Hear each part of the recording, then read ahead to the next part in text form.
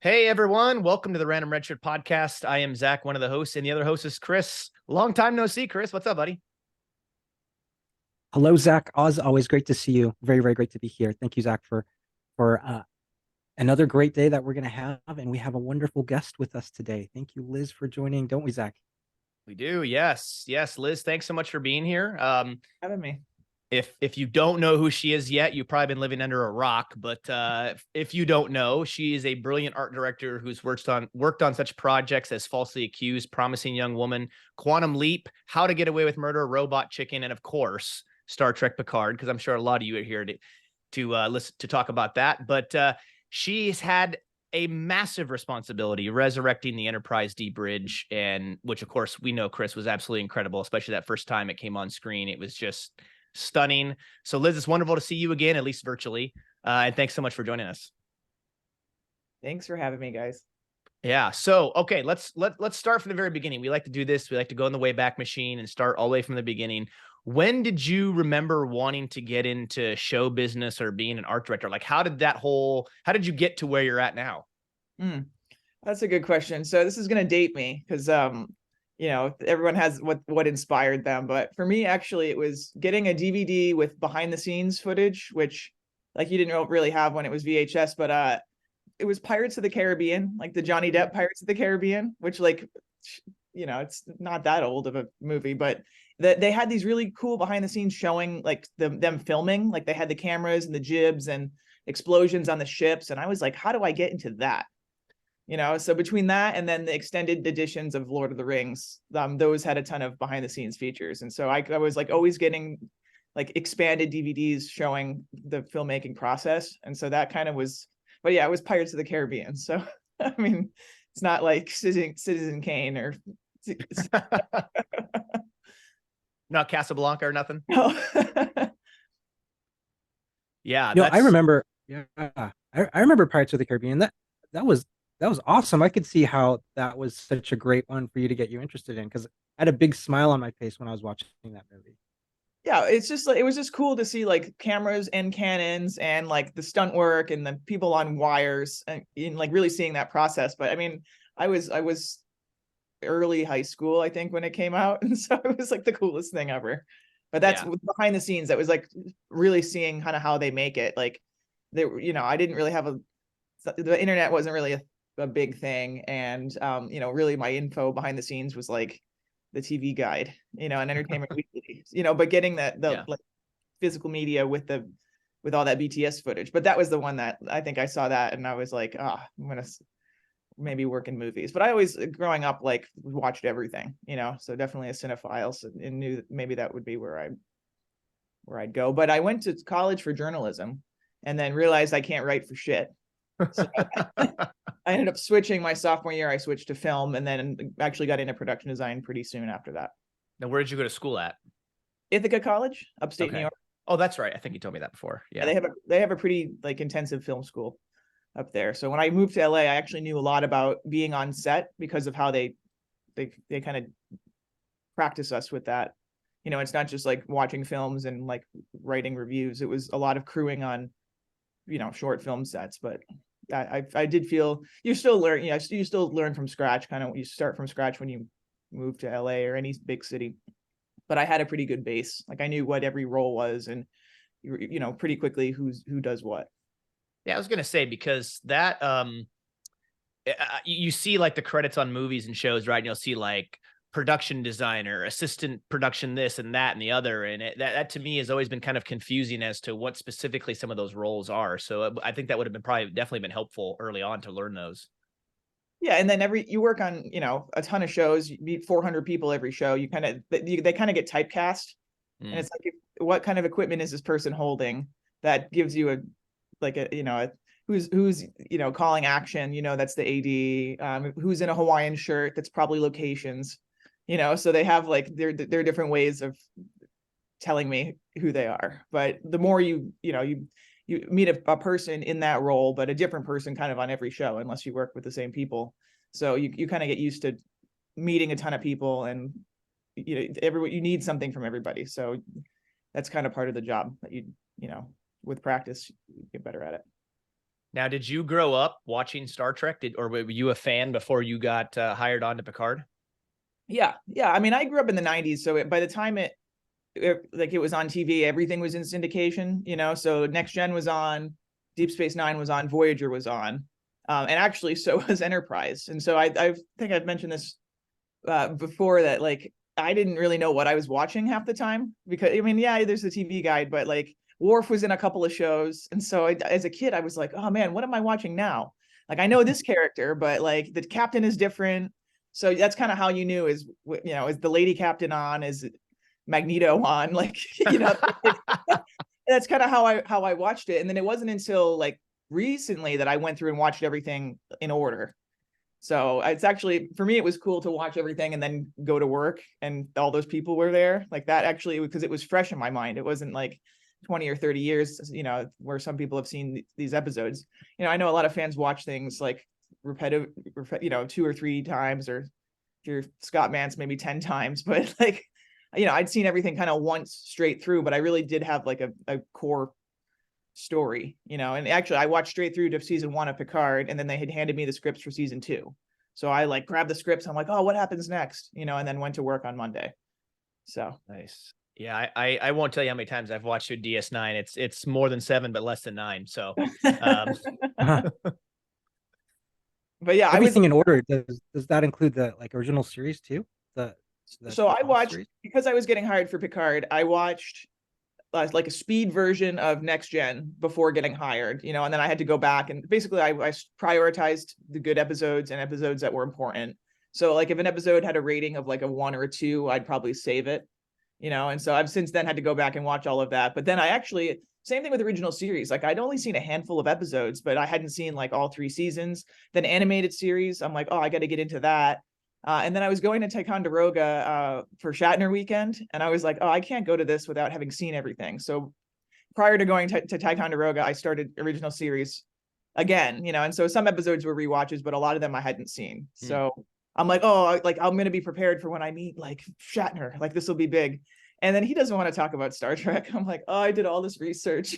But it helps though, being on the tours and being with like the Akutas, like it's episode by name, like you've got to know what you're talking about. So it did help me.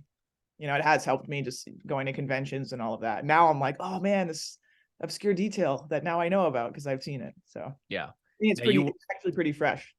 Yeah. Now you obviously working on Picard. Is TNG your favorite of the series, or do you have a favorite Star Trek series? Oh, hard. TNG probably, just because I have such a like emotional connection to them now, and like I've Frakes and they're all like they're friends now, which is crazy to say. So I would probably say TNG, but I'm very fond of Deep Space Nine. Like that was good answer, good choice. Yeah, no, it's true, and I think that was when they started actually like serializing. It wasn't just like bottle episodes. They had some like that, but you had to watch everything for the story, which sucked in the '90s because you're like, oh, I missed all of this important data, and now like all TV is kind of like that. Like you don't really have the bottle episodes anymore. Even, I mean, Strange New Worlds is doing it a little bit, and it's actually kind of fun to go back to that, where they have their little like a bottle episode, or they still kind of have like a main plot that they're following. But I like that Deep Space Nine was the first show to do that, and it made people mad. People were like, because if you miss an episode, you get lost. And so it's like a different way of watching TV. But they were like one of the first shows to do that. Yeah, I grew up on TNG. I didn't watch much DS9 growing up because, back then you either had to set your VCR to record, or you had to be in front of the TV when it came on, and you didn't get to watch it. So I didn't watch a whole lot of DS9, a little bit, but not a whole lot. And it wasn't until I got to college where I watched the show from beginning to end for the first time. And that's when I just absolutely fell head over heels in love with that show. And it very quickly became my favorite of the Star Trek series. But yeah, it's a soap opera, a little bit space soap opera. So you really love these characters, and I'm sucked in. 100%. Yeah. What was it when you moved to LA? What was the first project that you worked on? I was still in college, and I crewed on I was an intern on 2 shows. One of them was The Annoying Orange, They put me in the art department for that. And I read scripts for Davis Entertainment. That was my other internship. But Annoying Orange is, people have asked me about that. And I'm like, oh God, but it was like my first foray into art department. And I basically swept up cigarette butts. Like that was my job. It was like Oh, keeping wow. the shanty art department clean, and then they let me build stuff, but I didn't know what I was doing, and so they really had to like hand me a lump of foam and tell me like, here's how you can sculpt this and use these tools, and alcohol will melt the foam and make a space rock. So go and make a space rock for us, and so that was like really learning, because you think you know stuff. And then like the film industry has all these, movie magic, all these tricks. So you kind of starting from scratch, in that aspect. So anything somebody tells you, that, you have to absorb it and be open-minded. But I did not know what I was doing. Well, I think anybody, you start a new job, you're just trying to figure things out, right, and learn and get your feet underneath you and get your bearings straight before you can really take off and do what you want to do. Yeah. Yeah. And then after that, I got into commercials, and commercials are pretty fast. And so that was kind of growing pains because they're mad that you're not fast because you don't know what you're doing. But the commercial people taught me kind of how to do everything and do it fast. So that like you kind of become a rock star after that, just because there's such a time crunch and there's such a, like, you've just got to deliver. And so I just took all those skills, and after that, features and television is a cakewalk because you have much more time to do it. I mean, it's still kind of stressful, but cutting teeth in commercials, I think, definitely helped me. So one of the shows and we'll talk obviously about Star Trek and everything like that, but a couple of the shows you've worked on, including Quantum Leap, which is a pretty historically, significant sci-fi franchise. I mean, obviously the original was Scott Bakula. What was the process there, and how did you get involved with the new Quantum Leap reboot? It's kind of who you know. So actually, Tim Stepek, who's an Emmy-winning decorator, Tim was on season 2 of Picard. Tim actually put my resume on Mark's desk to get me hired. So Mark and Dave hired me because Tim was like, "Oh, you got to hire this girl." Tim did the same thing for Quantum Leap, and I knew I'd worked with the designer before, and so they were like, "Oh, let's get the band back together." So I just joined them because it was people I knew.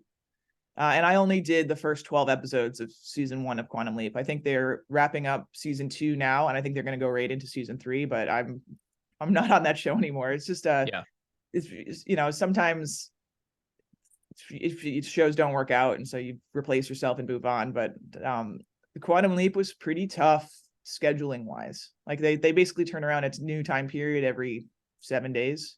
Yeah, because it's a time travel show, right? So you're that constant churn. I know you mentioned before how tight those schedules are on a show like that. Yeah, but at that point, it's almost at the point where, like, how do you do good work when you have no time to do anything? So it's like you're putting out like, sitcom level stuff, but it's like a serious sci-fi drama, And so I think with the stuff we did, I'm really proud of what we did, but it's just like, it sucks the life out of you after a while. So I was with them for the, 3 or 4 months, but they're still going. So, power to them. Yeah. I was going to say, I started watching the show, watched the first couple episodes, but I just had other things I was watching, so I haven't been able to pick it back up or anything. I haven't even seen, like, I watched the same thing. I think I watched the first 3 episodes, but I've got to watch like my stuff. I haven't even done that yet. It's on the list. Yeah, you got to catch up on Outlander. I know. I'm 2 seasons behind on Outlander. I mean, I'm watching 12 Monkeys right now because Terry was like, "You should watch 12 Monkeys. Let me know what you think." And so every time I see him, he's like, "So how is 12 Monkeys?" And I'm like, so I'm in 3/4 of the way through season 1 now, but that's a long list of content to watch. How many seasons of 12 Monkeys are there? I think there's 4. Oh my. That's fine. Got a lot to watch then. But Outlander too. I mean, Outlander's heavy stuff. So like, and I was caught up in 2020. And then really what happened was I went back to work and I haven't had any time. So I'm like, I have season 6 and season 7 to watch of Outlander, but I'm probably gonna have to go back and rewatch season 5 just to be in it because of how, oh yeah, I remember this and remember this, but like, it's been 3 years. Yeah. That But got me into Outlander. How many seasons? There's 7 seasons of Outlander. They're on the seventh season's on right now on Stars, but I don't have Stars, so I can't watch. I have to wait till the season comes out on Blu-ray and then I watch it because I'm cheap like that. So I've watched through season 6, but their current season 7 I think is still currently airing, and then season 8 is going to be their final season, what I heard. got it. Okay. Yeah, those books too. I have the whole series sitting on my shelf waiting for me. I read book 1. Okay. So I'm like, there's like, what? Yeah, am I watching the TV because I have to, like, for work? You have to research. But I love reading, especially when stuff's been adapted. Like, I love reading. So I have Outlander. I'm like halfway through Game of Thrones. Like, when do you have time to have my little reading chair behind me? Like, sit in the chair. There's not enough hours in the day for it. I'm telling you, right. I have a stack of books over here, including Patrick Stewart's new memoir. I just got the Arnold Schwarzenegger's new, 7 tools for being useful or whatever book I want to read. But I'm like, I've got the first book for The Expanse down there that I've read like 20 pages of. I'm just, I don't know why I do this to myself. I leave them. I put them in places so that I'm like, oh, I see it. And like my ADD, I'm like, oh, visual. And I sit down and grab it. So, but there's like books like hidden everywhere for reminding me. I would do that, but I think our dog would. So when you're reading, does Go ahead, Chris. Does that give you any inspiration? Oh yeah, no, all good. Does that give you any inspiration when you're reading? So like when your imagination's going and you're either reading Game of Thrones or Totally, or one of the other books. No, and I like nice. I like reading. I mean, sometimes after I've seen the show, because I love to see kind of what they did with it. But the books always have so much more. So it's like, oh man, they didn't get to use that, or there's stuff that's in a character's head, so it's hard to show it. But I love that process, because your brain fills in the gaps. Especially if you're prepping for a project and there's a book behind it. Like, I'll normally read that first. My cat's photobombing me right now. He's like, excellent. Yeah. Oh yeah, there he is. Nice. I'm like hiding him. But yeah, totally. It totally does. So I do try to read when I can, and sometimes it's better when you've read a book first, and then you watch what they've done. You're like, oh, cool. That's, it's better than how I envisioned it. But yeah, I try to do both, because it's a lot of stuff is inspired by, books first. Excellent. Have you done that? Like, do you think that's the case with Outlander, where you've read some of the books, but that the show visually has been even more than what you thought it was? Yeah, I mean, I only read book 1, and they were pretty faithful to it when they did season 1. But even more so because you're in her head a lot more, and it's not like, yeah, they do a little bit of the narrator, like the actress, oh, this is what happened to me, but not as much as in the book. Like, she's telling the story, so you're all in her head. That's how I felt like with Dune, actually.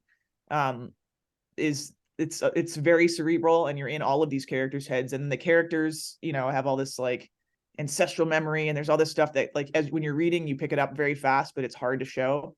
But I love that kind of that discovering that, and seeing how, like, how good how faithful were they when they adapted it, or when they changed stuff too. It's kind of fun, because then you're like surprised.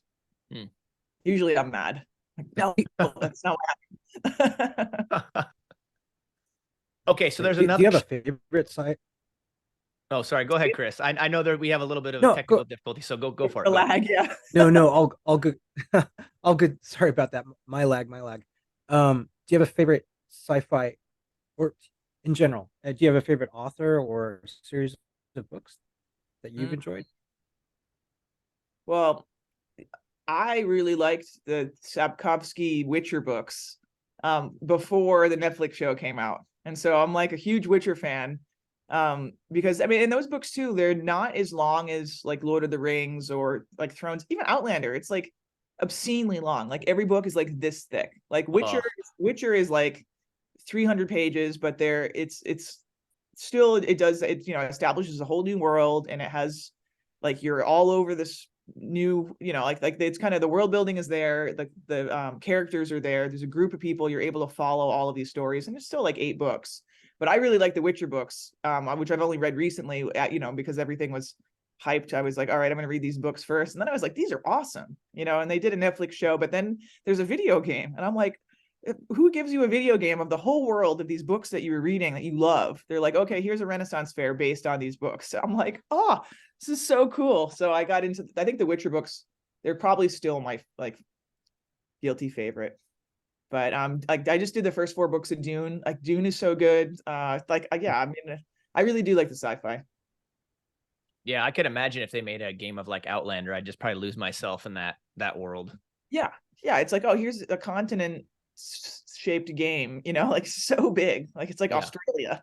Like, oh, let's throw me in there. And then there's all like, you know, and they've built like the characters and the monsters and the lore, and like there's stuff to do. Like it's so fun. And I'm a big Renaissance person too. Like I love a Renaissance fair. I love all of that. So like you're in this game, and it's I'll rant about The Witcher for a long time. So but it's cool that it's based off books. They were like Polish books that were translated. You know, and then the CD Projekt Red made the video game. That was a thing. And then Netflix got the rights and did, you know, a couple seasons, you know, with their interpretation of it. But yeah, it's cool to have that book as a base. So, okay, you worked on Quantum Leap. There's another show you worked on my wife loves called How to Get Away with Murder. Now, did you work on that show for the entire run? Because I think there was like 6-ish seasons or something. I don't know. Yeah, there were 6 seasons, and I only did the last 2 seasons. The last 2. Okay, so working on things like Quantum Leap and a show like How to Get Away with Murder, what types of things did you learn about yourself, and what types of things did you take away from those shows before you worked on Picard? Probably, especially jumping into a show late season, because the cast has been around since the beginning. A lot of the crew has been there since the beginning. So you're the new guy. So I kind of learned how to like learn the source content, figure all of that out ahead of time, because you're going to be behind. So I usually do that before I get in. And then it's like, basically you're joining a family. And that applied to Star Trek too. You know, everyone says, oh, welcome to the family, but like, you got to read the dictionary on the family before getting in, you know? So I think that was really important. And I did do that on Murder, and it helped me a lot, you know, and I ended up being the one that they assigned to make like the crazy boards. And like when the FBI figures everything out, a lot of people hadn't, you know, they've been working on the show, but like you forget what happened in season 1, you know, and I'm the guy watching it all, making sure that there's that all the data is there so that, you know, it makes sense. And so the people appreciate that, you know, you've gone back and done that homework. So that was something I learned on Murder, you know. And then Quantum Leap, the reboot wasn't as hard because they were kind of going a different direction, using the concept of the, you know, time travel and the thing, but they were kind of, they're writing their own story. It's not like it's not a Scott Bakula continuous show, you know, with all of his history. So Quantum Leap didn't need it as much, but I mean, Picard is a classic example of you have to know more than just season 1 of Picard. Like we had, I mean, they give you like, oh, here are a couple of important episodes to watch. So you could do the bare minimum, but you've got to come in with that knowledge, or you're just like, it's hard, you know, it's hard to jump into a later season. Even like I jumped in early on in season 2, but like the crew had already worked together in season 1, you know, so it's, you know, you're the new guy. Yeah, I would imagine that there would be some certain challenges there with and especially with a show like Star Trek. We all know, I'm sure you do too, after doing Picard, the nitpickiness that some Trekkies can have, right? Where like, oh, I saw something there, it was, you know, 1/10 of an inch off, or this color was a slight shade different. And it's like, I mean, your eye and your attention to detail on a show like Picard would have to just be absolutely spot on, which of course it was, and we saw that on screen. Yeah, well, they scare you though too. Like Dave showed me some Twitter posts. He was like, just so you know, this is going to happen to you if this isn't right, you know? And so I was like, okay, like I'll definitely, I mean, I'm already pretty obsessive, and I already like to do that homework anyways, but there definitely was a fear of like a hard fan base, you know? And a lot of, I mean, like I was just explaining too, like people that are fans of books, like they're the hardest critics to impress, because they've already created these worlds in their mind, and you've got to come in and do stuff. So people that all like watch the episodes multiple times. We had that on Murder. We had a super fan, Niles was his name, and like he's reached out to me on Instagram too. He's like, did you make this? And I'm like, I did. But we'd be in production meetings, and people would say, oh, no one, the audience is not going to remember that, and someone will be like, Niles will remember it, make sure it's right. Because the fans are so like, you know, vocal, and they're writing reviews, and they're like the creators, the people that like when we work on the show, like we read all these reviews, you know, so like fans do have like contact with us, is, you know, as like, oh, I like that, I didn't like that, this is horrible. So yeah, we're reading all of that and taking it very seriously. It would have been a lot different, I think, you know, working on a show back in like the 90s when the internet really wasn't fully a thing yet. And if a fan wanted to write something, they just have to write a snail mail, versus now it's, you know, pretty much kind of near real time on some of this stuff, right? And social media, I would imagine, plays an effect on, you know, how spot on you have to be with stuff. Yeah, totally. There's maybe a car alarm going off behind me, so sorry. You live in LA, that's probably pretty common. So like, don't they know I'm on a Zoom? yeah, right. Yeah, man. So okay, so you've done several shows. You did Robot Chicken as well. I'm curious on your involvement with Robot Chicken and what you did and how you got involved with that show. Oh yeah. See, everything is like I've said it before, it's who you know. So somebody got me on Robot Chicken, and I came in there to run the shop. So it's basically running the art department, but it's a little different because it's stop motion. Yeah. And I had not worked in stop motion or animation before, so that was new to me. But I mean, you kind of pick it up. So I got walked through by Hui, the production designer. He was like, "This is what I want you to be looking for. This is how we do things. This is stop motion. You know, everything has to be tied down. This is what we need in order to keep the show moving." And so they'll run like 25 stages, but a stage is like 4 foot to 8 foot, and the characters are really tiny. But each of those stages are sets, you know, and there's a camera on that set and there's stuff happening. So yeah, it's a learning curve, but I mean, it's, for me, it's like a great, like, specialized knowledge that I have now. It's how to work in stop motion. But Kevin got me on that one. Actually, Kevin was a builder on The Annoying Orange. So from that show, he got onto Robot Chicken and he put my name in to coordinate. So I was the art department coordinator, and then they upgraded me to, like, I think I have assistant art director credits, but I was really like the shop manager. So I'm like keeping everybody moving. So the builders, the painters, the set dressers, like everything art department related. And I was the only one that knew when stuff was going to shoot, because they have this giant, like, big board of scheduling that they do, and they plan out every shot. So they print out the storyboard of the shot, and then they stack, you know, this is what an animator is working on times 25 stages. And so I'm like, in the morning, they are reading to see kind of what's going to shoot and when a stage might finish, so that we have the sets ready to turn those stages over, because you don't really want any downtime. Like, you want to have this next set that's scheduled, ready to go.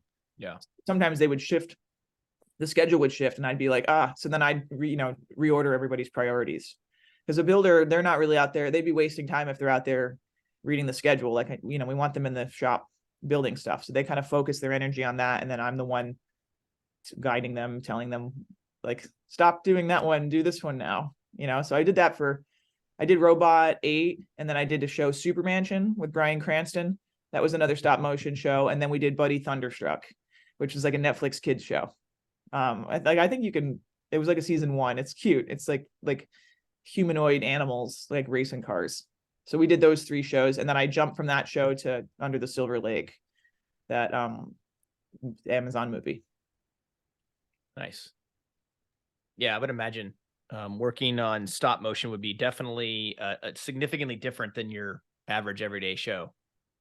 Yeah, I mean, it's a learning curve, but you just kind of figure it out. It's reality TV is the same way. I have kind of too many reality credits, but you know, it's working. Too many reality credits. Wow. I'm a sci-fi person, but yeah, I mean, if a reality show comes up, so I was on Love Island, it's so fun, because it's you're working from home, and they ship you out to some exotic city to measure the building, and then you take all that info back, and then you work from home for a couple of months. It's great. So I did that over COVID.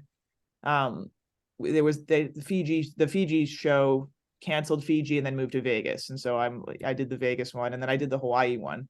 But building for reality is also pretty specialized, because you're hiding cameras everywhere, and you actually build these like tunnels for the cameramen with two-way mirror, so the cameraman can kind of move through the set and, you know, film all this stuff. But when you watch reality, like, you don't really see a film crew, you know, and that's because art departments like built them into the walls. But that was like how much room does the cameraman need to move around with his camera, you know, and how high does the mirror shelf need to be? And so that all of those standards too are things that you kind of learn getting into it. So you just have to be a sponge. Yeah, That's super cool. That's an aspect that never even probably occurred to Zach or I. So yeah, Yeah. that's But stop motion, super like, cool, super cool. nobody knows in stop motion that you have to glue everything down, or there's like chatter, stuff moves just by like the wind or the air conditioning or whatever. So everything needs to be. So even like papers, like if a character is like flapping a paper around, that paper needs to be black wrap so that it's sculptable, so that the animator can keep it, but it needs to be rigid. So there are all these little like tricks that you have for stop motion. Like look for the hot glue strings, because those will be in the shot. Yeah. I'll look for that next time I watch Robot Chicken. Yeah. Yeah, and sometimes like it's when you watch stop motion, it is a little chattery, and that's like because they want it to be that way. But yeah, you're learning what's required of the show. Like each show kind of has a different look to it. Well, yeah, Chris, if Liz worked on Robot Chicken, whatever she worked on, you're not going to find glue strings on her sets, right? So I only did season 8 though, and I think there are like multiple seasons past that. Yeah. I think they were starting 9. I think they were loading up for 9 when I left. Wow. Again, it's like you're moving to a better job. So I'm like, how long was I there? But that's the industry though. Yeah. It's like jumping to the like I was on a show before Star Trek that I left maybe 2 episodes before we were done. And you try not to do that. Like you try to like roll out like kind of at the end of your season. So you've done the whole season and you leave everybody happy. But like Star Trek calls are like, yeah, I'm available. Totally. Yeah.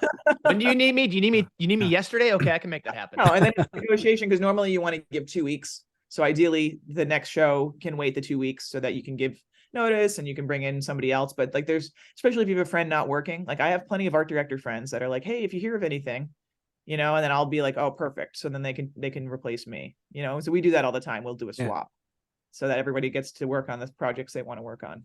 Yeah.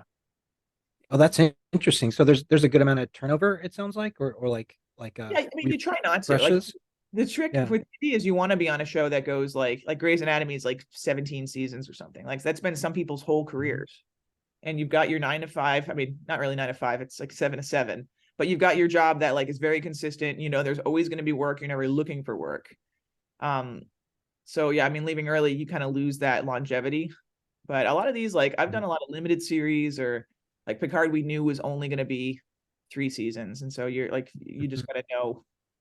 Or like sometimes like the show I was on Rebel, which was a season 1 that got canceled. So me jumping ship from that show like helped me. So you're kind of like you have to kind of play out what but normally you want to stay on as long as you can, because you're looking for steady work. Yeah, that would be important, right? Yeah. You're like, yeah, and then on fine. Yeah. Oh no, go ahead. No, yeah, I mean, there's always kind of a job search, like as your show's ending, there's always kind of looking for the next thing, because you don't know when you're like between a season 2 and a season 3, there might be 6 months. So then it's very natural for you to jump on a movie or jump on something in between. So it's, that I know people have anxiety, like, oh, I don't know where my next job's going to be. I mean, the town's busy. Not now, but like normally the town's busy and there's plenty of work to go around. Yeah, with the strikes going on, I know the writer strike got resolved, but obviously the actor strike's still going on. So hopefully they'll get that resolved sooner rather than later. Yeah, and then we'll all go back to work. Yeah, then it's fine. Yeah. So okay, you do these shows, several different really fantastic shows. You told me you were working on like a Western or something, but I don't think it's come out yet. No, it got shut down when the SAG strike happened. That shut us down, and it's not technically a Western. It's like a American Gothic. Oh, okay. But it's in the West. So are you done with that show, or when the strike's over, you'll go back to work on it to finish it up? Yeah, they called to see if I would. I mean, we only have like, I think we owe like a couple of weeks of shooting, so it would just be like to finish it up. So yeah, okay. Potentially that would happen. Gotcha. It just depends on like timing. Yeah. But yeah, I was like so ready to leave New Mexico because we were out there. I'm like, oh, I'm a city person, so it's like I'm roughing it. But I've had some time in LA, and I'm like, oh, I'd go back. So you like have amnesia. So, all right. So you've done some pretty fantastic shows already, you know, early on in your career. You were in LA. I'm trying to do the public math here, so forgive me. Like what, 6 or 7 years before you started working on Picard? Yeah, roughly, yeah. So I moved to LA in 2013, and I jumped on Picard in 2020. No, it's early 21. Okay. So yeah, 8 years or so. And all that stuff you've learned from the other shows you've worked on, and then you get brought onto Picard season 2, and then obviously into season 3.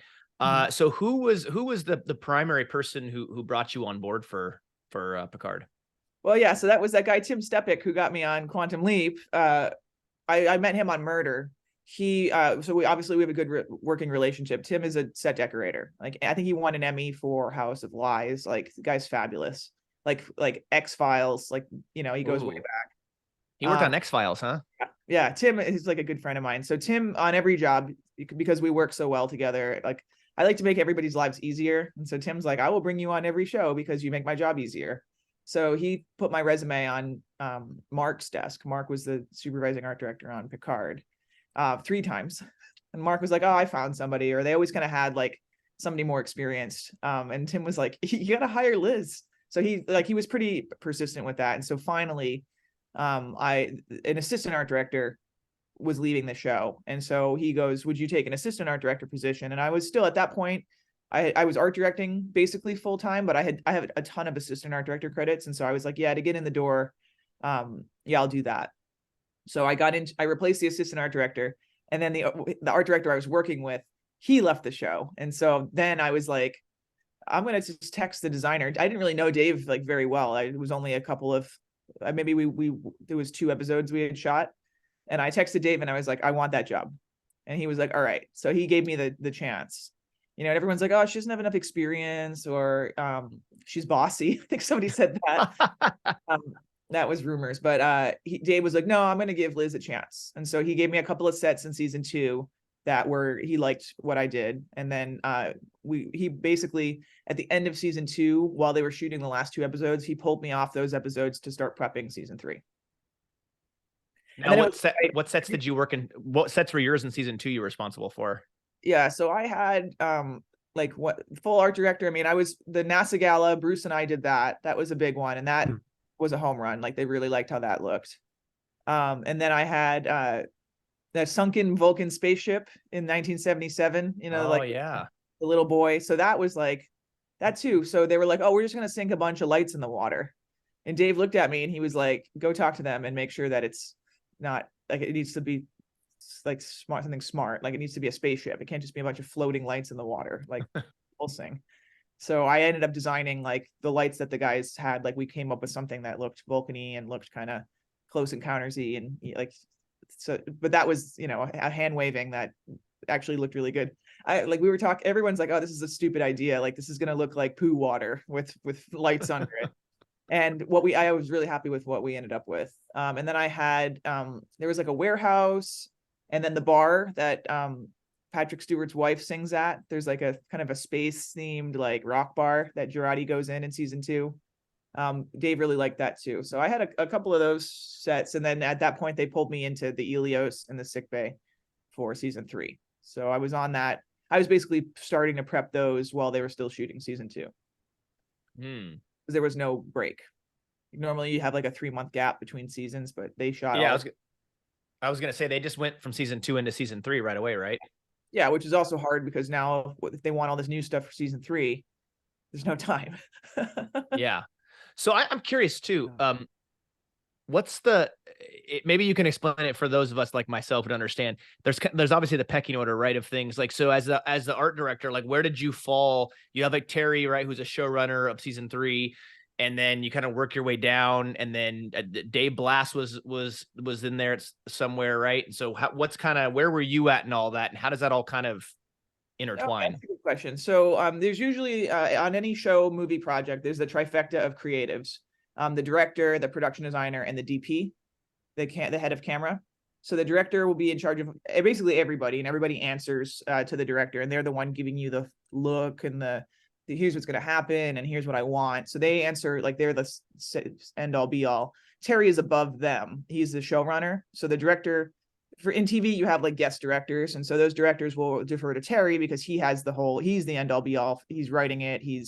The writers answer to him. Like everybody answers to Terry, but Terry hands a lot of powers to the director because the director is going to determine how they're going to shoot it.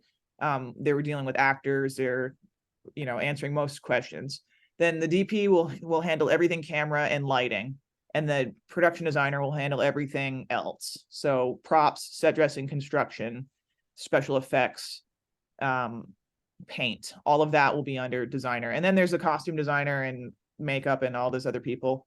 Those are kind of, people that deal with actors. But the production designer is basically everything physical on the set. And under the production designer will be the supervising art director, because there's multiple art directors, and then the art directors. And so each art director will be in charge of a set creatively, so that like you can't just have one art director when the sets take up all your time. So like for season 3, Will had the big bridge and the Shrike bridge and a couple of other sets. Kit had all the organic things. The District 6, he had the Borg stuff, and he had he actually did Daystrom District 6, Borg. I'll think of whatever else Kit did. And I had all the Titan, so like all the rooms in the Titan. And then the Helios, because that was like episode 1. So our director is kind of the project manager of those sets. And then everyone's kind of their own department head. So the set decorator, it was Tim for season 2, it was Shauna for season 3. The set decorator does everything furniture. Construction coordinator does everything build. Like there's the paint supervisor, everything paint. Special effects coordinator, everything's specialized or motorized or CNC'd or whatever. So the art director kind of like fields questions from all these people. I mean, they're running their departments, but we're working with set designers, we're working with concept artists, and I'm basically working with Dave to see like, okay, Dave, what do you want? Do you like this? Do you like this? And so I'll get like a team of set designers and like a bunch of concept illustrators, and we'll output illustrations for Terry to approve. So Terry and Dave will be like, okay, we like how that looks, make it so, and then you're with the draftsmen that are doing construction drawings, you get those. Then I've got to vet those drawings. So I take those to construction. I say, hey, we want to build this. Construction will say, okay, it costs this amount of money to build this crazy thing that you guys designed. Then the producers will either poo-poo it or approve it. So if the producers say knock $1 million off of it, construction will bread pen it and give it back to me.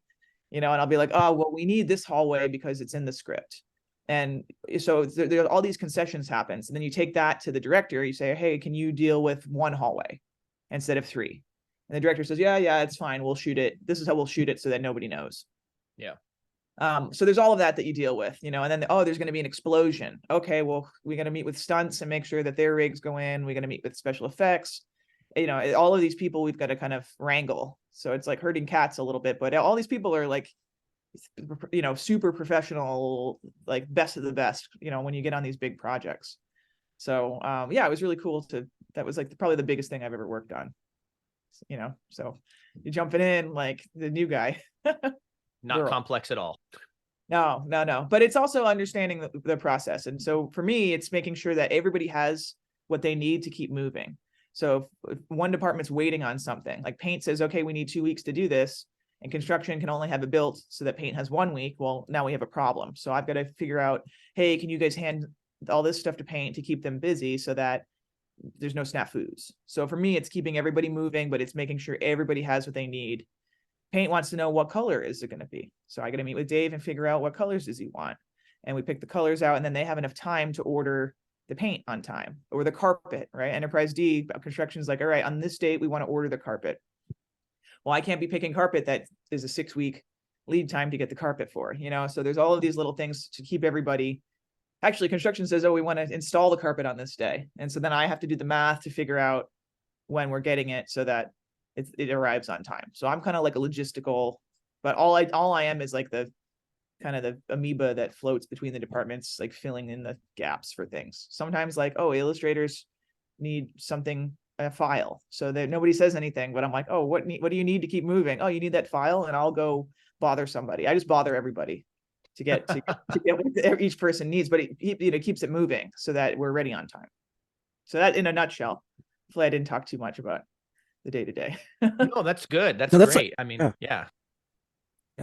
That's a tremendous amount of project management that you're doing actually throughout the whole process. Yeah, Um, we're like mini producers, kind of, yeah. but only the art. So like the lighting and all of that, like we build a lot of the lighting into the sets too. So okay, I'm meeting with lighting to make sure that they have what they need, and the DP likes what there's anything light related, it's going to affect their shot. So then the DP is involved, and he or she has to approve this, or they might have a request like, oh, I'd really like a window here. So then it's facilitating that. Yeah. How much choice did you have in terms of, like you said, you worked on some of the rooms in the Titan, and then there's the Enterprise D Bridge and other sets too. But how much choice did you have, like in terms of, hey, is this set's going to be in there? I would like to do, this one. Is that something that's part of it? Do you get to like exercise choice and say, hey, I'd like to do this one, or Yeah. So you can ask for stuff. Yeah, When yeah. I was new, so Dave handed me the Ilios, and then very quickly afterwards, he's like, I'm also going to give you the sick bay. And it was like two sets that were prepping at the same time. And so I was like, I could sink or swim at that point because it was probably too much work. I mean, it was just for the amount of time that we had, but I'm not going to say no, And so we like, double timed and got all that stuff done. And then he basically, the supervising art director and the designer they're the one that kind of do the assignments. So the designer might say, oh, I want this person to work on this because they have these skills. And the supervising art director kind of looks at how much work everybody has. So it was kind of a fight always, because Dave's like, give that one to Liz. And he'd be like, she has too many sets. And that was a fight with the Enterprise D, because I had a full workload and I was like, I want the Enterprise D. And so I had to harass them for that.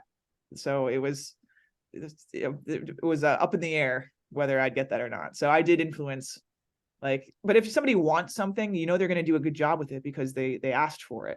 Right. Normally art directors are like, don't give me any more sets. Like, I have too much. I want to go home on time, but so it's, you can ask for stuff and then they'll tell you what they approve.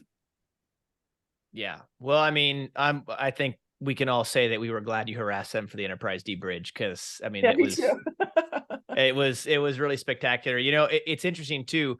I'm actually curious. I never asked you this before, Liz. Even when we were in Vegas, I wanted to ask you, as soon as you got the assignment of the Enterprise D Bridge, was there this level of magnitude or level of, what did I just get myself into? Like, holy crap, like I'm going to be resurrecting the Enterprise D Bridge. Did that have any moment go through your brain before you started that process?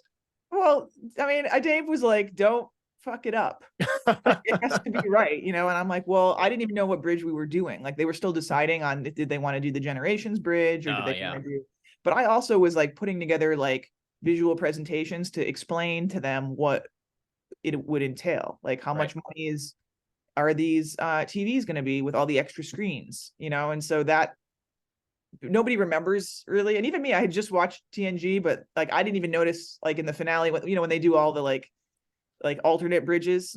I wasn't really looking at the art because I was just watching the show. And when you go back, you're like, oh, they changed all that stuff, and there's fans online that analyze it. But when you're like following the story, like you're really like not paying attention that, oh, this was a set reuse. And so now when I watch it, you can't unsee it, I watch it with different eyes. But yeah, he had kind of scared me a little bit, because he was like, this has to be right. And I had what did I have? I had like, the transporter room, and then the cell room, and the EPS room, and the crew quarters. I had a lot going on, and so that too, he gave me this guy Kevin Cross, who's like one of this amazing set designer. Kevin works from home, so I had said, okay, Kevin, you're going to start on this, and then I was so busy I kind of forgot about him. Normally, like, you check on them every day, like, okay, do you have anything to show? So it was like 2 weeks went by and I didn't check on him, and then he ended up dropping like, oh, okay, here's the set, and he like 3D modeled the whole thing, but I'm not supplying him with the research images, and I'm not like, he could be designing anything. Like, this is what you need to pay attention to, this is how the set changed. Like, I had to have a big conversation with Kevin, explaining to him, all of this like history. So that's my job, and then it's his job to kind of pull the 3D model together. But I kind of forgot about him for a minute. So and then it's after that, it's red penning it to make sure it's right, because once we start building, like, there's no going back. Yeah. So did you have any like old historical documents, schematics, drawings from the original TNG show that you were able to use, or the files that they had? They have that? They had some, so Yeah. archives had some pages, but like we produced maybe 140 pages of drawings. And I think I maybe had like 30 pages from the original. Like I had the floor plan was there, the ceiling was there. Some of the chairs were there, but it was the different con and ops chairs, not the curved chairs, the ones that are like, so like I couldn't use those. So archives had stuff that we scanned. And then, yeah, they still had like the physical prints. And then Doug Drexler, he had a bunch of drawings that really helped us. So we sent like an assistant to his house to get his drawings and scan them. Yeah, I was gonna say, because I thought you had mentioned that in Vegas that Doug had a whole, because of course he does, right? That Doug had a whole bunch of stuff that you were able to use, right? Yeah. Yeah. Well, so Doug had drawings, but again, they didn't have everything. Like the details, like nobody saves like a close-up detail of the cornice, and so that we had to kind of from photos like put it together. But having the footprint, having the platform on original drawings, like some people are posting, or I read something I've got to answer on Twitter that's like, the ramp is too steep. And I was like, the ramp isn't too steep. The ramp is exactly as it was drawn. Like we've checked it with photos. It's just people's knees get older, and so they're like, oh, it's steeper than I remember. But it's exactly like you show pictures. We have pictures of, straight on shots, like, but that having the platform drawing was really helpful. So we had that, and then Mike had these photos he took from season 6, like continuity photos. So Mike sent me those, and like without that, like you're looking at like screenshots and the actors are in the way and you're like, what is that? So Mike went in and took detail photos of everything. So that really helped us. Between Mike and Doug, like couldn't have done it without him. Now the cornice, that's that wooden thing that goes around the top back where Worf stands. No, that's we call that the horseshoe. Oh, the horseshoe. Okay. The cornice is like above them. There's like a blue light that goes there, and then there's like a piece of foam that like trims the whole ceiling, and then the ribs and all that. So there's just like, it's like a crown molding kind of. Yeah, I think too when you had your panel with Dave Blass and Tim Marks, right, was his name? Oh, Todd Marks. Todd Marks. You had mentioned about the intricacies of the ceiling, right, and all that foam and the ribs, whatever you call them up there, and how difficult that was to recreate. Yeah, it was. And then we have different ways of building things now. So, like before it was a bunch of pool noodles, like glued together and like plastered. And like, we're not doing that now. Like we foam milled everything. So it's clean. And actually that's what Herman Zimmerman said when he visited the set. He was like, this is the best version, like built version. He's like, where are all the things falling off the walls?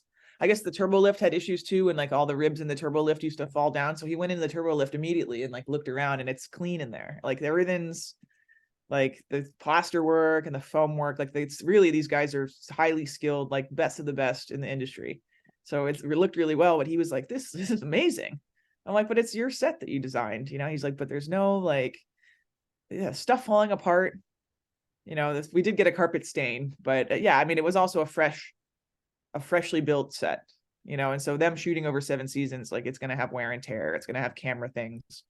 We actually had on the edge of the horseshoe where it ends, there's people run their carts over that edge all the time. And so that they ran it over on ours. And so there's a little like ding mark on it, but it's historical because that's what happened when they were filming back then. So you mentioned too, when you were in Vegas, that there were some significant hurdles you had to overcome to source materials of things to get it built exactly just right. I mean, we know, like we talked about, Trekkies can be very nitpicky, and kind of talk us through some of the lengths in which you had to go in order to source some of that material for stuff that may not even be made anymore.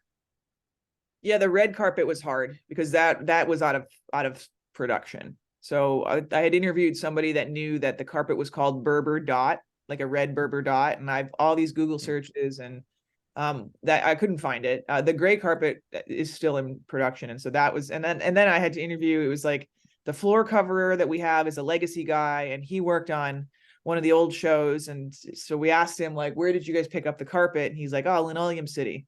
And so we went to Linoleum City, and they had, we were able to find the same gray, but every red carpet they showed me was like garish and horrible. And I'm like, oh, so that was really stressful because we were getting close to the ordering deadline, and I didn't have, like, it's up to me to have the Like Dave Blass is going to be like, yeah, my art director didn't have the carpet, you know? So like, it was on me to find it. I mean, everybody helps. And he was really good about like, hey, you should call this person. Or I didn't really know Doug Drexler because he was a work from home guy.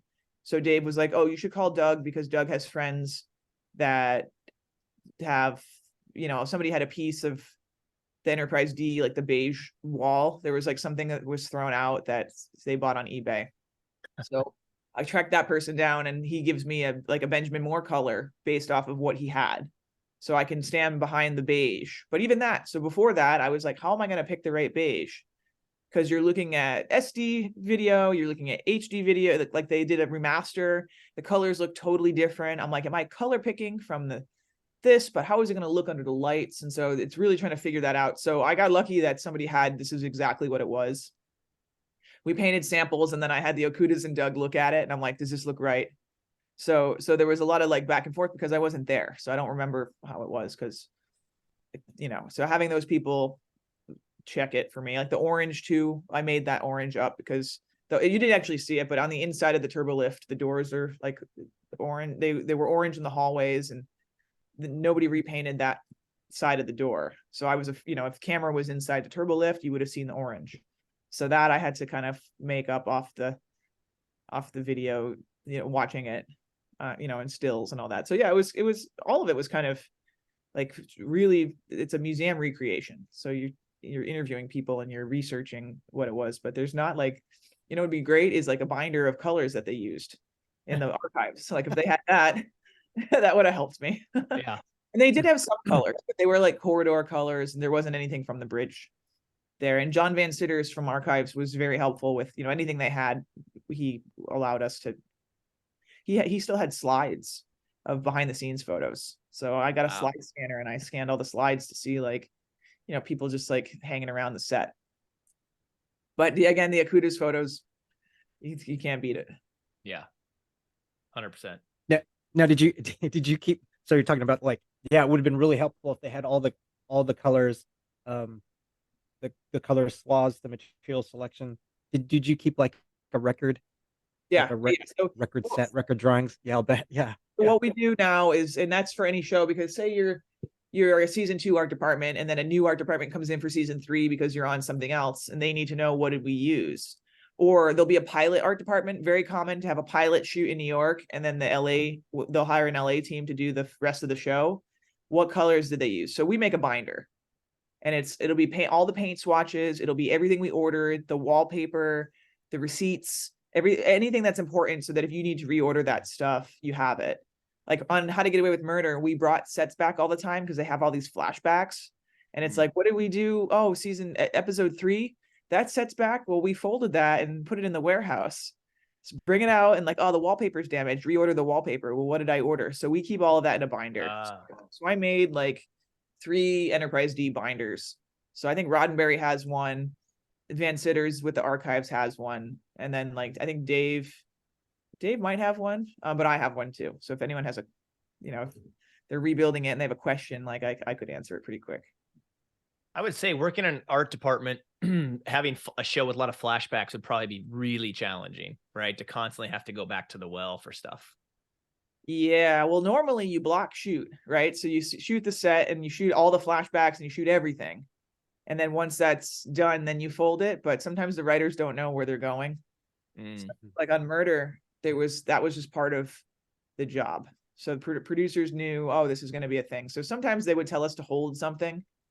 And you fold it because you can't just set up like 53 sets. Like there's only so much space to set the stuff up. And if something's going to shoot for a couple of episodes, you know, that'll live there. But if it's not shooting, then you they call it fold and hold. So you take all the set dressing out, you put it in a bunch of boxes, and you put all the walls and you stack them in the warehouse to make room for another set. So if it's being held, it's like, oh, it may come back. But sometimes the script will come out and then that set will be in the next script. And so we can justify leaving it up so that we don't have to take it down, put it up, take it down, put it up. Because it's like tons of time to do that. But normally you block shoot stuff. So you get everything done that goes in that set, and then you put it away. So it just depends on how many scripts do we have. Yeah, that makes sense. So you worked with, I guess, I mean, you would already know this, obviously. You worked with what I would consider some of the pillars of the Star Trek Mount Rushmore with the Okudas and Doug Drexler. What are some lessons that you took away from them after working with them on Picard? What are some things that you learned and that you now will take with you into future projects? That's a good question too. It's funny, Doug just posted something on Facebook. It was like life lessons by Doug Drexler, and I like saved it. And I couldn't repeat them to you now, but yeah, they have just like a whole like careers of experience, even Doug too. So Doug he was a makeup artist, and then he switched into the art department because he had an affinity for it. And I was like, Doug, you have this whole makeup career, like Oscar winning, Emmy winning, Oscar winning, like the guy is like decorated. And I said, and then you switch to art department, and you have a whole art department career. And he replies, and VFX. And I'm like, I switched to he moved into VFX because he's a great like ship designer and map painter, and like Doug can do everything. So yeah, it's all their life lessons, stuff that they've learned. Like they're so like there's no egos or anything. They're just like gracious, like good people.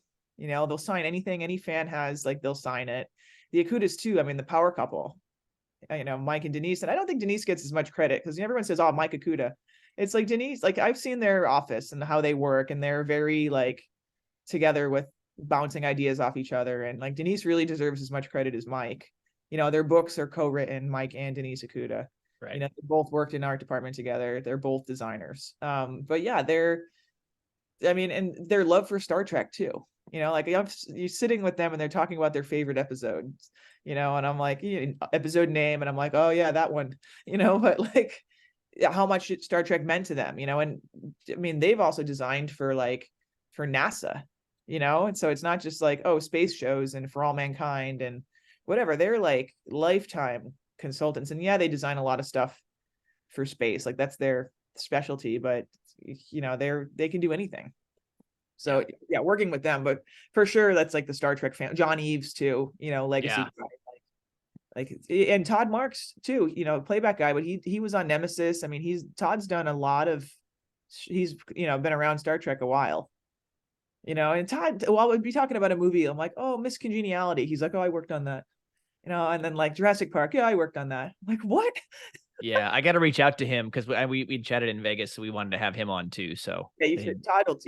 Todd's great, but yeah, all these people have these whole careers worth of experience, and I'm just like lucky to work with them, and I have my own skills, just coming in new, but I don't have the like lifetime of, I'm not a 30-year career person. I'm like 5. But one day you'll be there, right? So yeah, exactly. But yeah, there's so much. You will one. I don't know, No, go ahead.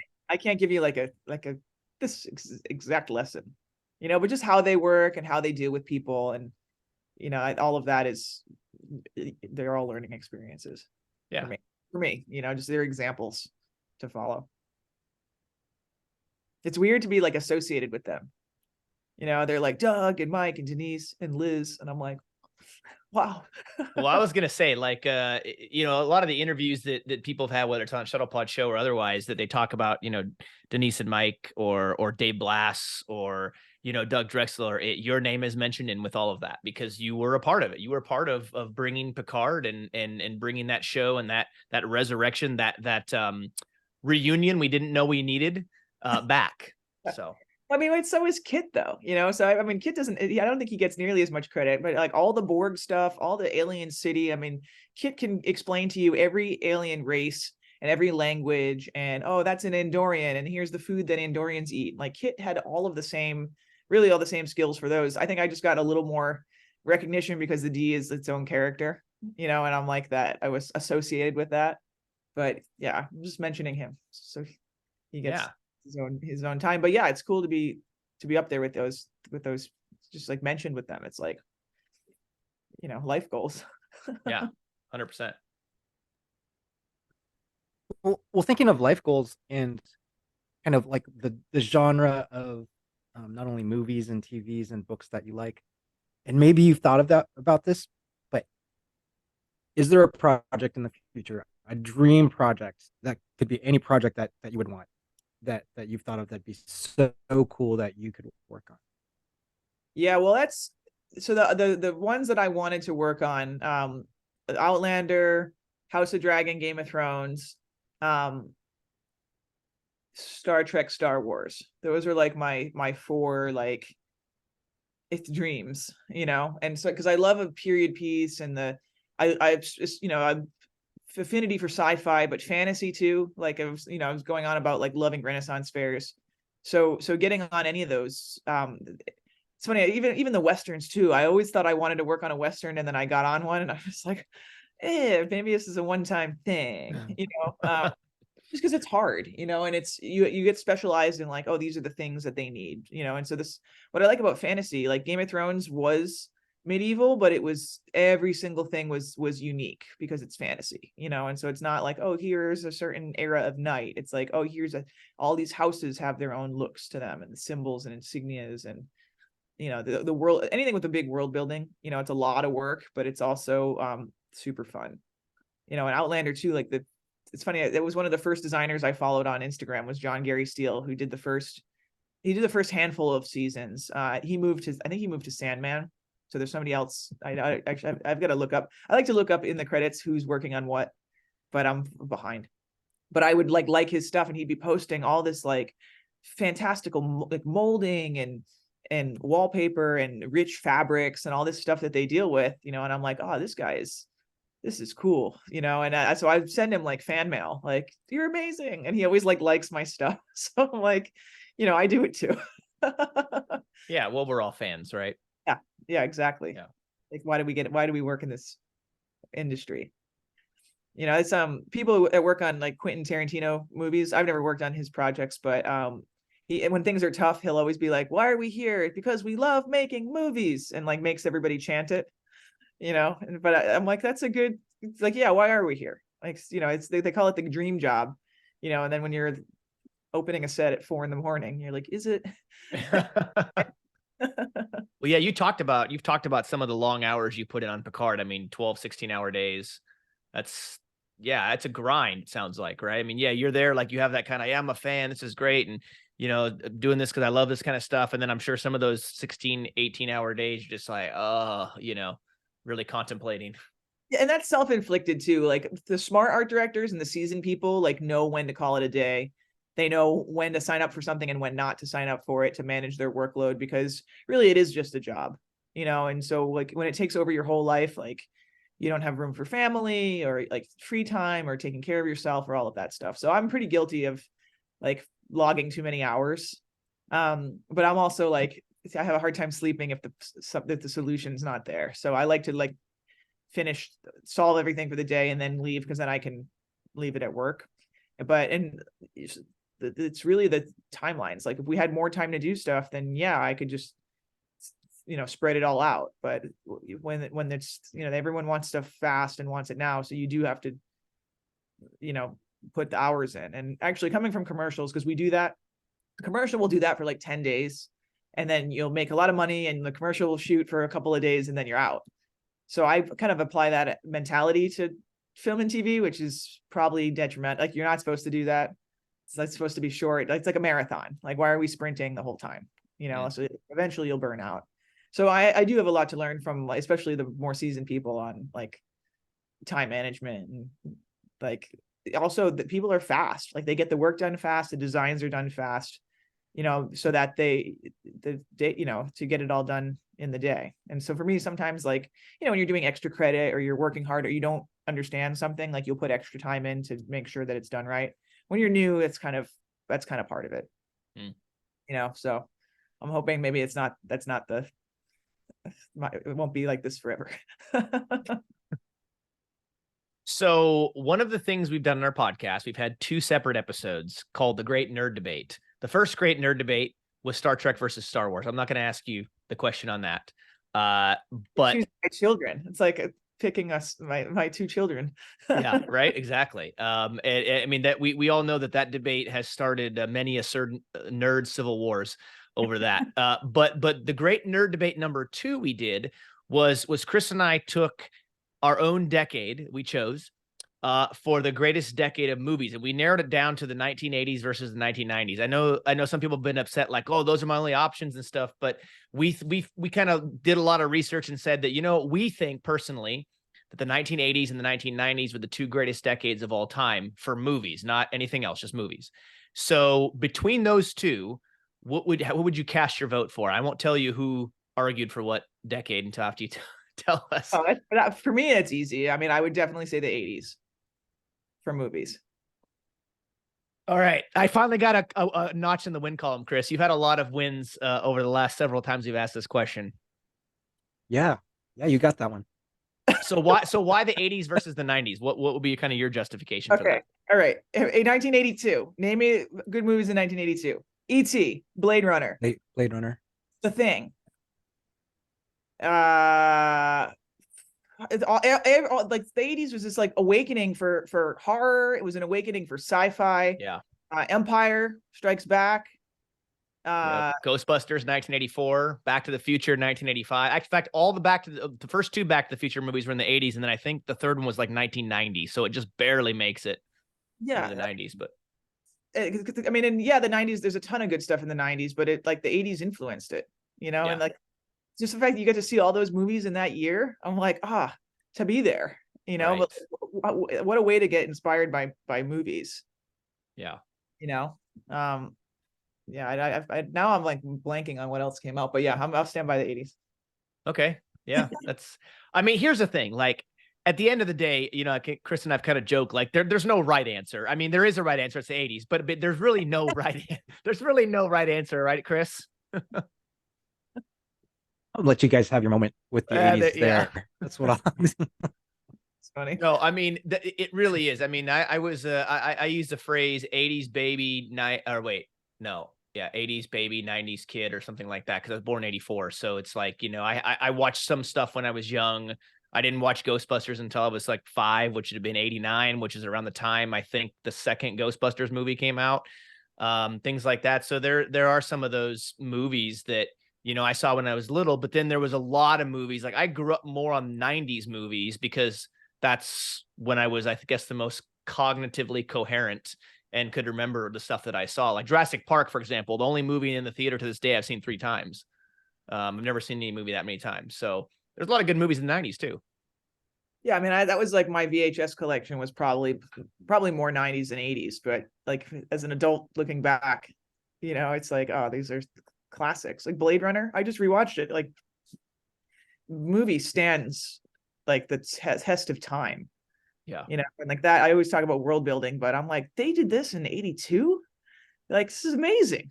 You know, and like them establishing that whole thing, and like the camera work and the acting, and it's like, you know, it's a cerebral like take on humanity, but it's a sci-fi and like the grungy world and the class divide between the poor and the rich and the high concept like replicants, all of this. I'm like, this is awesome, you know. And it did, like, critics hated it and it didn't do well in the theater. I mean, it's like for money, and there's all this stuff, but I'm like, this movie's amazing. Yeah. Now, I will say some of my favorite comedies of all time are 1990s. In fact, one of my favorite comedies of all time, just because it's so stupid, it's funny, I believe happened, I want to say it was in the 90s, Weekend at Bernie's. I want to say that was the 90s, I think. But I'm both a big comedy person, so I'm like very like lacking in my comedy knowledge. Well, Dumb and Dumber was also in the 90s too, I think, right, Chris? I think you mentioned Dumb and Dumber at one point. We were doing our debate, maybe. I did see. You know, I realized like from our top, I was thinking about our top 10s. Tron's from the 80s too. That's in the top 10. So that's true. Yeah. Yeah, the original one. Yeah. But I mean, Ghostbusters, Back to the Future. I mean, there's so many franchises from the 1980s, in my opinion, movie-wise, that have, like you said, Liz, stood the test of time. And so that's the Terminator, like. Yeah. Other than the fact that Chris, you got Terminator 2 because that was like 1991. Oh, yeah. You know, I mean, okay, Terminator. So all the Star Treks too, right? So I think Star Trek 6 was 91. So you got like 5 Star Treks in the 80s. Yeah. You got Star Trek 2, 3, 4, and we won't talk about 5, but those those other ones. Those other ones. There was a funny line. 4, it's off. Yeah. Oh, there was a funny line in The Big Bang Theory where they talk about how like Star Trek 5, it's the movie to which all badness is measured by or whatever. I mean, it's yeah. Although the camping scene at the very beginning of Star Trek 5 is hysterical. That whole scene with Spock roasting the marshmallows and singing row, row, row your boat, that was epic. But yeah. Right. I mean, there's sometimes I blend all of those together too, like just by scenes. Like there's good scenes in all of them. But like was it a good film? Yeah. Yeah. So you've done the assistant art director, you've done the art director. Like what's the next step for you? Like if you're kind of planning out your future and you have full control of where you go next in your career, what does the next step look like? Yeah, so I did a couple. Well, I have one big credit as a supervising art director. So that was like my big thing last year, was getting that. So yeah, I would take more supervising art director positions because you're in more control over like the whole department. But ideally, a design job, like that's the end goal. So I always tell Dave Blass is like, you're gonna take my job, and I'm like, no, I'll take every job you don't want. But yeah, it's true. It's like, what's your end goal? What do you want to do? Like, obviously I want to design. I'd like to do it when I'm ready, and so it's like really working with good designers. Like Dave showed me so much about like carrying a franchise and like, keeping that history and what he likes, what he doesn't like. Like every designer kind of gives you their little like signature of what they like his thing is hexagons. Like he really likes like for sci-fi he likes that like organic feel to them. But he also was like, I'm not going to make this a Dave Blass show, this is a Star Trek show, so we need to be researching the Star Trek. Renee was this designer Renee Reed I worked with on the Netflix show that hasn't come out yet. She's a big she does a lot of historical dramas, and so she's big on the history. And like I didn't even realize that there was that much research that could be done, so we were researching the late 1850s, and the way she works with researchers, and the questions she's asking, like, okay, researchers, like I'd like you to be looking up this and show me photos of or book research of how do they use, what did wagons look like, or how did they make moonshine, and the depth that she goes to make sure that that's accurate. It's not just like, oh, that I saw this in a film, it's fine. It's like, no, is it historically accurate? Like the amount of work she does with Native American experts, and so that was, you learn something from every designer that you work with. And so, eventually it's getting a design job that, like a small job that people like, and then, eventually someone takes a chance on you on something bigger. But everybody kind of has their own way that they work their way up, so it's just, it's getting in there and people say, don't fuck up, and just like do a good job. So that's the end goal, but I think I have time. Yeah. Yeah, that's good. That's a lot of reflection there. So with your goal, what advice would you give to yourself, like so this is kind of a self-reflection question. What advice would you give to yourself in the present, or yourself a few years ago to get towards your goal? Yeah, I mean, young me had a lot to learn, but the first advice I give anybody, and I should have given this to myself, is to show up early. As early is on time. On time is late. Late is unacceptable. And so I was always like in Massachusetts, you leave like with 5 minutes to spare, and you show up right when you need to show up, and you're zooming around, and it's like, what's this anxiety? And you learn actually with LA too that the traffic will ruin all of your plans. But I was showing up to Star Trek sets an hour early, and everybody would be there. And all these guys are like, the lighting guys are Avatar guys, like the fixtures guys were Star Trek, J.J. Abrams Star Trek guys, like all these people are like the pros. And the trick is to be there and to know what's going on before everybody else, and so people started showing up, people show up early, but like young me would show up like 5 minutes early, and if you show up 5 minutes early, they're ready to roll. Like you missed everything, and so I did that like one too many times. And so I'm like, oh, why do I feel like I'm behind? And so then you start showing up early, and then you show up early to the early time so you can have breakfast and be relaxed. So yeah, it's such a simple piece of advice, but yeah, it's put the extra time in. It's just, you have a long day too, and you're like, oh, do I really want to get an extra hour of work? but when you're there with rubbing shoulders with all these super talented people and like really experienced people, and they're all there early, it's like, oh, maybe I should be doing that. And then I probably would also tell my younger self to watch more films. Like there's still things I haven't seen that I'm like embarrassed by, that I started in COVID, like watching stuff. Like I had never seen like Scarface, or there's things that I'm like, why have I not seen this? It was never in, my list of. So there's a lot of films that I have to go back and like the classics too, where you're like, oh, you haven't seen that, and it influenced so many people, and so missing out on that. So I definitely would say to watch more films. And even now too, like I watch a lot of television just because I work in TV.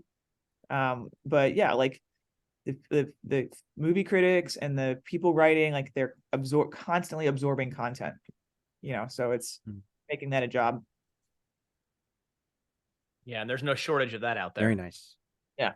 No Yeah, shortage of it's content. a lot. No, it's like you could watch stuff forever, but there's also like, I don't know. There's films that I'm not going to admit I haven't seen. I'm going to pretend I have seen them until I will lie the whole time. You've seen Star Trek II: The Wrath of Khan, right? I've seen all the Star Treks. Okay, just making sure. Yeah, well, Liz, thank you so much for coming on with us. This has been a blast. We appreciate you spending some time with us and sharing, the great work that you've done, and the time you spent on Star Trek, and your hobbies and so forth. It's really been awesome, getting to know you some more, and sharing your insight behind the scenes, which we love, by the way. We love the behind the scenes stuff. Oh yeah, because that's what I can talk the most about. Just blabbing about, like, picking out carpet. But you know what, though? That's the stuff that us as fans don't get to see. We don't know about. We just see what shows up on the screen. And so I've told Chris this before. I know he probably feels the same way. Like the more we learn about stuff from people like you and Denise and Mike Akuda and Dave Blass and Doug Drexler and all these people, I feel like the more I feel connected with that franchise, in this case Star Trek, and the more I appreciate the on-screen magic that's created by all of you who have worked so hard to make it come to reality. Well, thank you. Thanks for having me. It's always weird when people want to ask you about your career, my short career. Well, we expect many great things to come, and I hope that we continue to see your name in all of these credits and stuff. And we know you're going to continue to do amazing work. So thank you. Well, thanks for having me, guys. Of course. Yeah, thank you. Yeah, it's been wonderful. So yeah, and again, if for those of you who are watching or listening all over the interwebs, Chris, we do appreciate it very much, and we hope you've enjoyed our time with Liz. We know we love her to death, and we're glad that she was on with us. And so if you haven't, check us out on Facebook and Instagram. We also have a YouTube channel. Unless you're watching it, then you already know that exists. And we do very much appreciate that. And we'll catch you next time right here on the Random Redshirt podcast.